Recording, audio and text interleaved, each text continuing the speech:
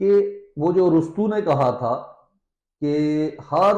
ملک کو بہتر انداز میں چلانے کے لیے ضروری ہے کہ اس میں پڑھے لکھے لوگ، سکولرز قسم کے لوگ جو ہے وہ اس کے حکمران بنے۔ تو کیوں کہا؟ کیونکہ سکولر پڑھا لکھا شخص، اس کی نظر میں وہی اسلام کا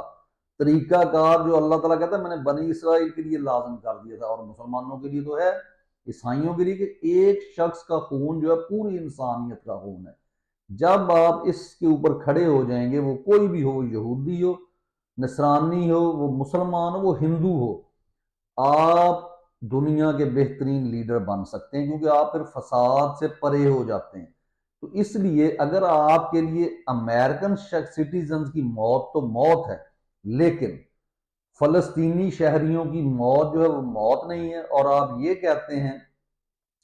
کہ جناب میں نیتن یاہو کے ساتھ کھڑا ہوں، اور یہ لوگ جو نیتن یاہو یا فیلڈ مارشل عاصم منیر جیسے لوگ جو اپنے اپنے ملکوں میں قاتل ہیں، اور پوری دنیا کو پتہ ہے کہ یہ قاتل لوگ ہیں، اگر یہ جناب آپ کو یہ کہیں کہ آپ کو نوبیل پرائز ملنا چاہیے، تو اس کا مطلب یہ ہے کہ اس پہ آپ کی اسٹیٹ کو،